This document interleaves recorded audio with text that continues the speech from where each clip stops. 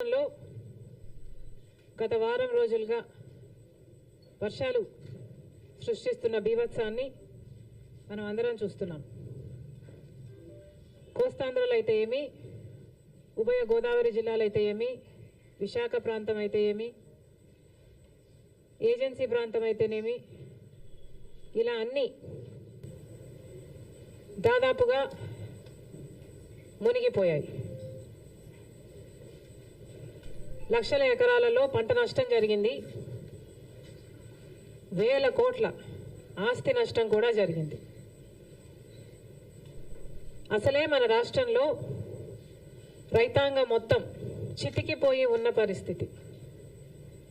చితికిపోయి ఉన్న రైతుల మీద మళ్ళీ పిడుగుపడ్డట్టు అయ్యింది. ఆంధ్ర రాష్ట్రంలో రైతులకు విలువ లేదు, పండించిన పంటకి గిట్టుబాటు ధర లేదు.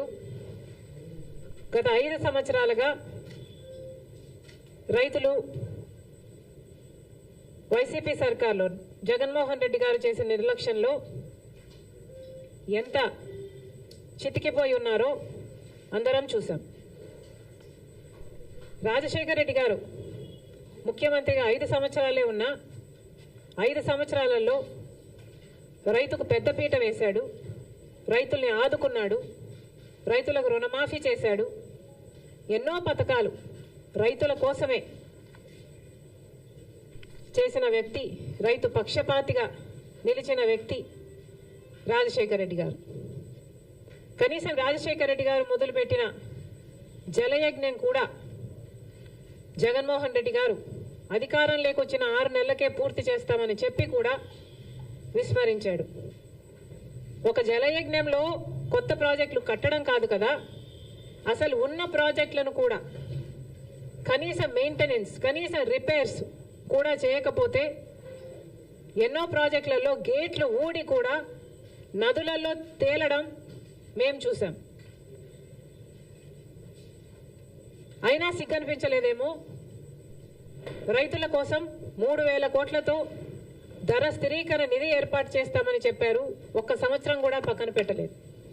4,000 కోట్లతో రైతులు పంట నష్టపోతే నష్టపరిహారం కింద పక్కన పెడతామన్నారు. 1 సంవత్సరం కూడా పెట్టలేదు.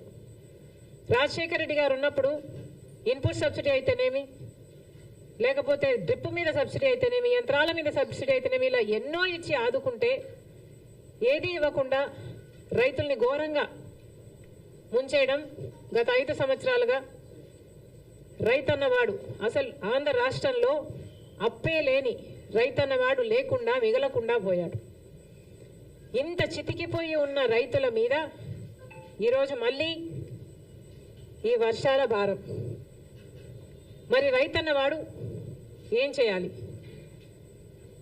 రైతులు ఎలా బతకాలి?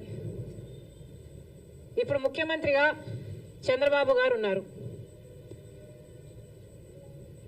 కూటమి సర్కార్ అధికారంలో ఉంది.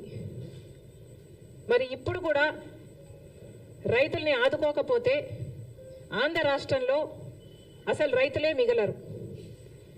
ఇప్పటికే ఒకరోజే 10 సెంటీమీటర్లకు పైగా వర్షాన్ని ఎదుర్కొన్న ప్రాంతాలు ఎన్నో ఉన్నాయి. అసలు చాలా మటుకు రైతులు మళ్ళీ పంట వేసుకోలేని పరిస్థితిలో కూడా ఉన్నారు.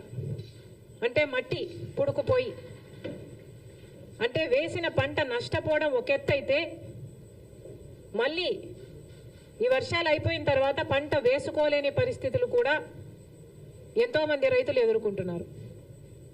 మరి ఇలాంటి వాళ్ళ పరిస్థితి ఏమిటి? మళ్ళీ చెప్తున్నాం, కూటమి సర్కార్ అధికారంలో ఉంది. చంద్రబాబు గారు ముఖ్యమంత్రిగా ఉన్నారు. ముఖ్యమంత్రిగా ఉన్న చంద్రబాబు గారు మన రైతుల గురించి, వాళ్ళ పరిస్థితిని గురించి ఆలోచించాల్సిన అవసరం ఉంది. రైతులను ఆదుకోవాల్సిన అవసరం ఉంది. కూటమి సర్కారు అధికారంలో ఉంది. అయినా కూడా బీజేపీ వైఖరి మన పట్ల ఎలా ఉందో ఒకసారి ఆలోచన చేయండి. నేషనల్ డిజాస్టర్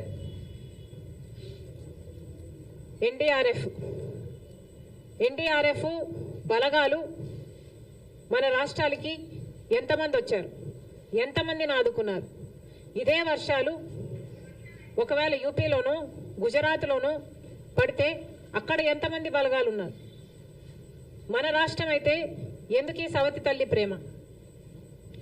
ఇంకెన్నాళ్ళు? గత 10 సంవత్సరాలుగా బీజేపీ ప్రభుత్వం కేంద్రంలో అధికారంలో ఉండి కూడా మనకు ఒక్క మేలు కూడా చేయకపోగా ప్రతి విషయంలోనూ మోసం చేసుకుంటూనే వచ్చింది. మరి అలాంటి బీజేపీతో చంద్రబాబు గారు కూటమి కట్టారు. ఆ కూటమి ఇప్పుడు అధికారంలో ఉంది. మరి ఇప్పుడైనా మన రైతుల్ని ఆదుకోకపోతే మన రైతులు నిజంగానే చితికిపోతారు. దయచేసి చంద్రబాబు గారు దీన్ని ఒక మామూలు వర్షంగానో వర్షాకాలం వర్షంగానో చూడకుండా రాష్ట్ర విపత్తుగా దీన్ని పరిగణలోకి తీసుకొని ప్రతి రైతుకి ఏం కాంపెన్సేషన్ ఇస్తారు, ఎంతమంది రైతులు నష్టపోయారు, ఎన్ని ఎకరాలలో పంట నష్టం జరిగింది, ఎన్ని వేల కోట్ల ఆస్తి నష్టం జరిగింది, ఇవన్నీ వెంటనే లెక్కలు వేసి రైతులను ఆదుకోవాల్సిన అవసరం చంద్రబాబు గారికి ఉంది. చంద్రబాబు గారు పక్క రాష్ట్రంలో తెలంగాణ రాష్ట్రంలో రైతుల కోసం ఆ ప్రభుత్వం రుణమాఫీ కూడా చేయడానికి సిద్ధపడింది. మాకు చెప్పుకోవడానికి గర్వంగా ఉంది. అవతల తెలంగాణలో రేవంత్ రెడ్డి గారు ముఖ్యమంత్రిగా ఉన్నారు. కాంగ్రెస్ పార్టీ అధికారంలోకి వస్తే కాంగ్రెస్ పార్టీ రైతులకి రుణమాఫీ చేస్తుంది అని రాహుల్ గాంధీ గారు మీటింగ్ పెట్టి మరి ఎన్నికల ముందు చెప్పడం జరిగింది. ఆ వాగ్దానాన్ని ఈరోజు రేవంత్ రెడ్డి గారు నిలబెట్టుకోవడం జరిగింది. దాదాపు 40 రుణ విముక్తుల్ని చేయడానికి సాహసం చేసింది రేవంత్ రెడ్డి గారి ప్రభుత్వం. ఒకప్పుడు రాజశేఖర రెడ్డి గారు ముఖ్యమంత్రిగా ఉండగా సోనియా గాంధీ గారి నాయకత్వంలో, మన్మోహన్ సింగ్ గారి నాయకత్వంలో దేశం మొత్తం మీద రుణమాఫీ చేసిన ఘనత ఒక్క కాంగ్రెస్ పార్టీది మాత్రమే. మళ్ళీ ఈరోజు రాజశేఖర రెడ్డి గారు రుణమాఫీ చేసినట్టుగానే అవతల తెలుగు ప్రజలకు రేవంత్ రెడ్డి గారు మళ్ళీ రుణమాఫీ చేయ తలపెట్టారు. అందుకు మనస్ఫూర్తిగా అభినందిస్తూ ఇక్కడ కూడా ఎందుకు చేయకూడదు అని చంద్రబాబు గారిని ప్రశ్నిస్తున్నాం. డబుల్ ఇంజన్ సర్కార్ అని మీరు అంటున్నారు. మరి కూటమి సర్కారు డబుల్ ఇంజన్ సర్కార్ అయినప్పుడు మన రైతుల్ని మీరు ఆదుకోవడంలో తప్పేముంది? మీ మేనిఫెస్టోలో లేకపోయి ఉండొచ్చు రుణమాఫీ, కానీ మన రైతుల పరిస్థితి ఏమిటో ఒకసారి కళ్ళు తెరిచి చూడాల్సిన అవసరం ఉంది. నిజంగానే మన రైతులు చితికిపోయి ఉన్నారు. అప్పు లేని వాడు లప్పు లేని రైతు లేనే లేడు ఈరోజు ఆంధ్ర రాష్ట్రంలో. ఏ రైతుని అడిగినా లక్షలలో అప్పుంది. రైతు పర్ క్యాపిటా డెట్ ఆంధ్ర రాష్ట్రంలో దేశం అన్నిట్లో అందరికంటే ఎక్కువ ఉంది. దాదాపు ప్రతి రైతుకి 2,50,000 రూపాయలు అప్పుంది. మరి ప్రభుత్వం ఆదుకోవాల్సిన అవసరం లేదా? ఏ ప్రభుత్వం అయితే ఈరోజు కేంద్రంలో అధికారంలో ఉందో ఆ ప్రభుత్వానికి ఆంధ్ర రాష్ట్రం నుంచి 25 ఎంపీలను, కూటమి ఎంపీలు 21 అయితే వైసీపీ ఎంపీలు 4, మొత్తం 25 మంది బీజేపీకే మద్దతు. అంటే 25 ఎంపీలను బీజేపీ ప్రభుత్వం వాడుకుంటుంది అధికారంలో ఉండడానికి. కానీ ఒక్కసారి కూడా ఒక్క మేలు కూడా గత 10 సంవత్సరాలలో చేసింది లేదు. ఇదే పరిస్థితే కేంద్రంలో ప్రభుత్వంలో ఉండడానికి మన ఎంపీలను వాడుకోవడం తప్ప మనకు ఒక్క మేలు కూడా చేసింది లేదు బీజేపీ. మరి అలాంటి వాళ్ళతో కూటమి కట్టారు చంద్రబాబు గారు. సరే, కడితే కట్టారు, అది మీ ఇష్టం. కానీ మన రైతులకు కూడా రుణమాఫీ చేయాల్సిన అవసరం ఉంది.